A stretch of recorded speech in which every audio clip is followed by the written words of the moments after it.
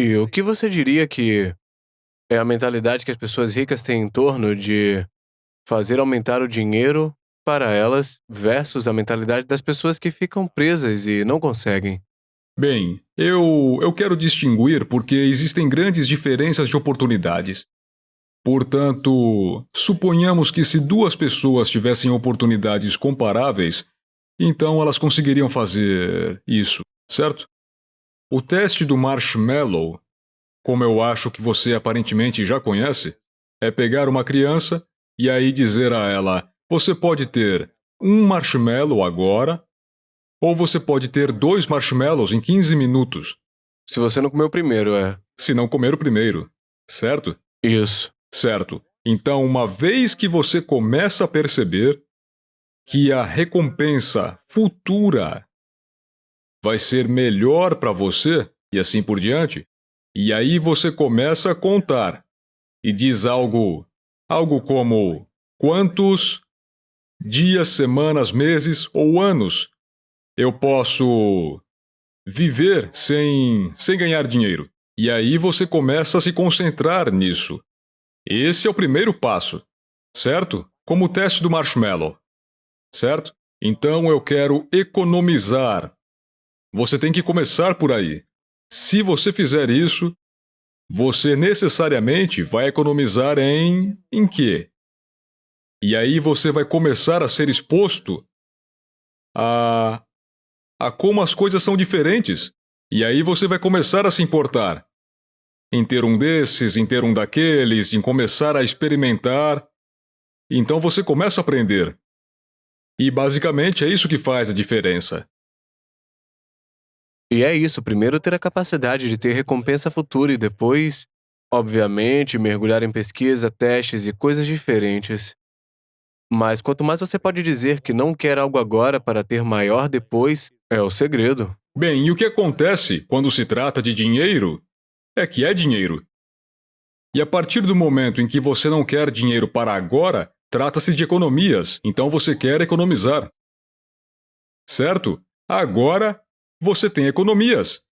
Então a próxima pergunta que inevitavelmente virá a você é: onde eu coloco isso?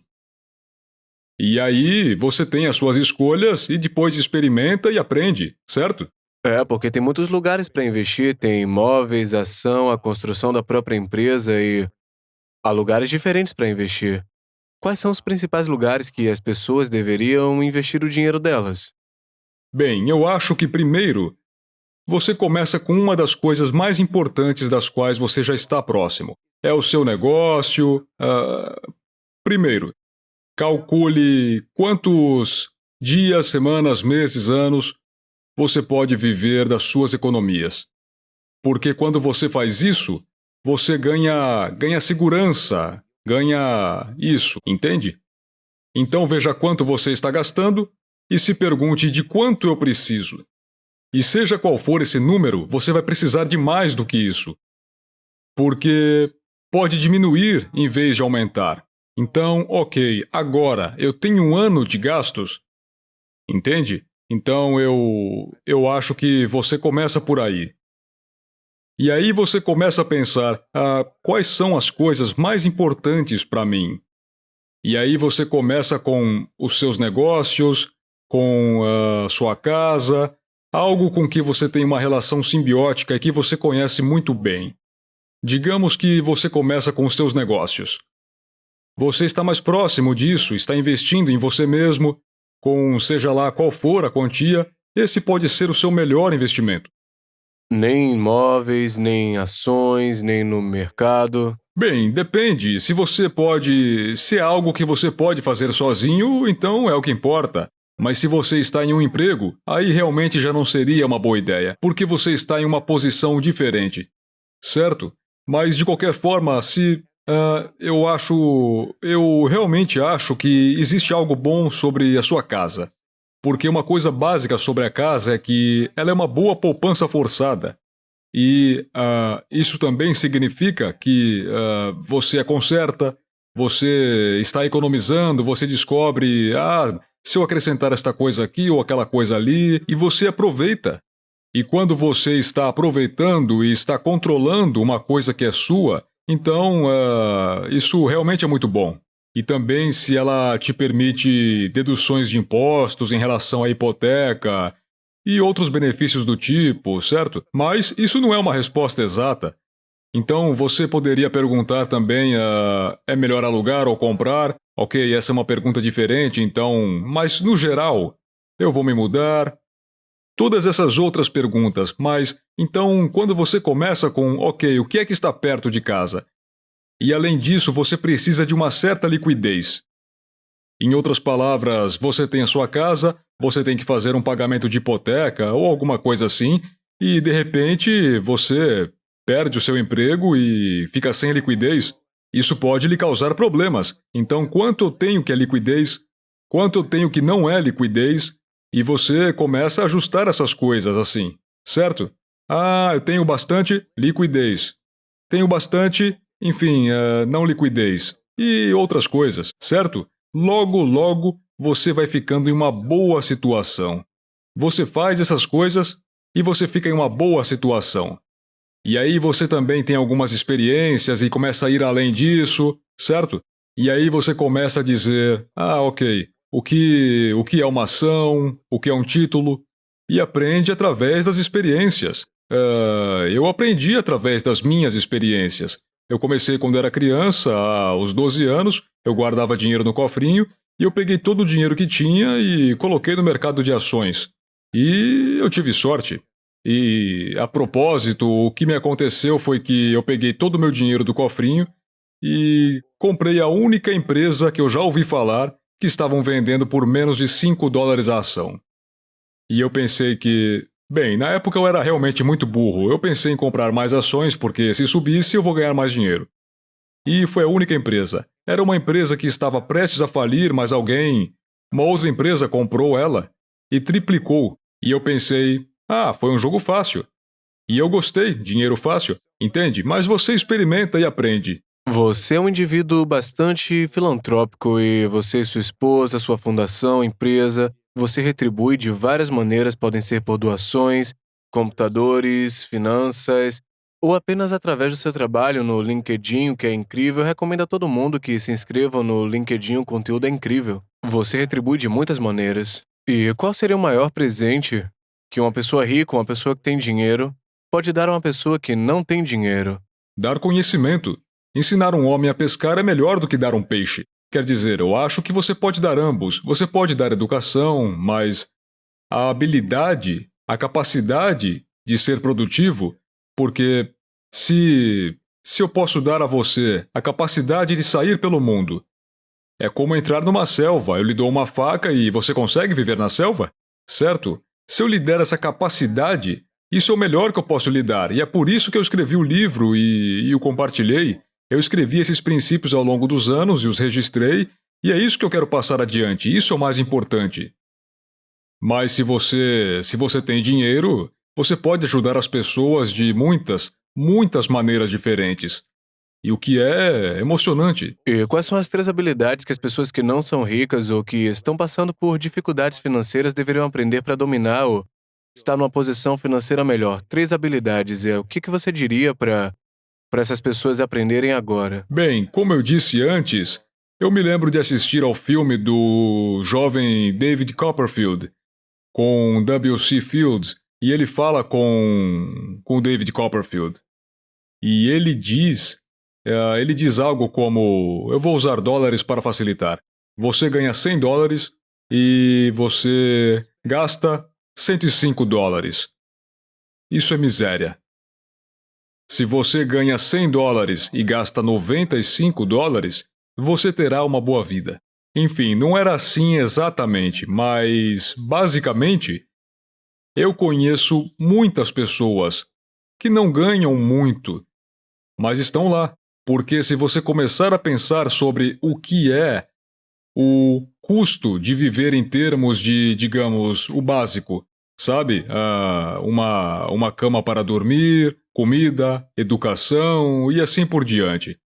Eu acho que a maioria das pessoas pode se colocar em uma posição em que elas estão no positivo em termos líquidos. Então, se você pode estar no positivo em liquidez, e você pode fazer isso, então esse é o número 1. Seguindo esse exemplo que eu dei, certo? Então, esse é o número 1. E eu acho que foi a lista que passamos.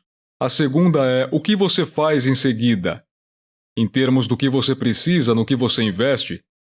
E depois, enfim, ir além disso. E depois evite o seguinte erro. O erro mais comum ao investir. Pensar que o investimento que deu certo é um bom investimento. As pessoas querem o mais caro.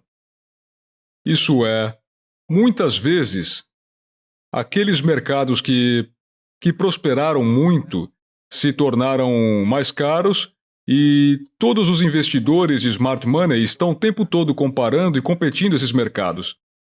Então, o que acontece é que os investidores ingênuos compram aquilo que estava quente ou está quente, o que é terrível porque a chance é muito grande de que vá despencar. Então eu diria que... e um outro elemento importante também, certo? Um outro elemento importante que eu lembrei. Diversificar. Não colocar todos os ovos na mesma cesta. Exato, porque o que eu aprendi sobre isso é que, primeiro, todos os investimentos competem. E não é fácil distinguir e dizer se um investimento é melhor do que o outro. Se isso fosse possível, era tudo muito fácil e todos ganhariam toneladas de dinheiro. Então esse é um jogo competitivo que é muito difícil de competir, porque é muito difícil dizer qual é o melhor ou pior. Você poderia pegar especialistas e fazer todos os tipos de testes, e você descobrirá que nem eles podem escolher isso, e você não sabe se os piores vão ser os melhores. Então, por causa disso, você entende que mesmo escolher os melhores é difícil, e particularmente se você for ingênuo. Quer dizer, nós gastamos centenas de milhões de dólares todo ano em pesquisa, só para tentar ter uma vantagem, certo? E você tem que competir com a gente. Portanto, competir nos mercados de ações é mais difícil do que competir nas Olimpíadas. Você não pensaria que eu vou competir nas Olimpíadas, mas existem mais pessoas que se esforçam ainda mais para fazer isso. Então é um jogo de soma zero.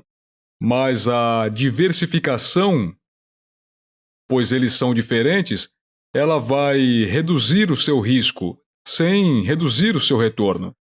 Então, se você souber diversificar bem, isso é fundamental. Por isso eu diria novamente, escolha muito bem a aplicação das suas economias. Eu diria também, tenha muita humildade em relação a tudo aquilo que você não conhece. Não compre a coisa que estava quente, não apenas porque você acha que está quente, e depois saiba como diversificar bem. Essas seriam as coisas mais importantes que eu posso transmitir. Que legal que você usou a analogia esportiva, as Olimpíadas, porque você tá falando minha língua, porque eu sou ex-jogador de futebol e grandes quarterbacks não ficam muito lá em cima, eles ficam animados, mas não muito animados e também não muito desanimados quando as coisas vão bem ou mal.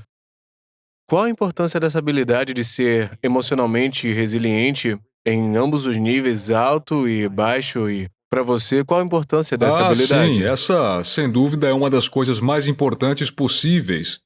E não é algo fácil de fazer. Então eu precisava fazer duas coisas. Eu descobri que, ao escrever os meus princípios e as minhas regras, e depois testar como eles teriam se comportado ao longo do tempo, e foi daí que vieram os algoritmos, para que eu pudesse, basicamente, como uma máquina, jogar, clique, clique, clique, clique, clique, entende? Executar o plano do jogo. E saber não faça isso, porque eu sei por experiência própria como é. Pela experiência, é como se você estivesse lutando contra isso. Você está perdendo dinheiro, no dia em que você faz uma negociação, ela não vai logo subir ou descer direto. Ela vai contra você. Agora, eu não sei, você está perdendo muito dinheiro? Tudo bem, quanto você deveria perder? Qual é o seu plano de jogo? Você tem que conhecer seu plano de jogo e se ater ao plano de jogo. E você não pode se deixar abalar.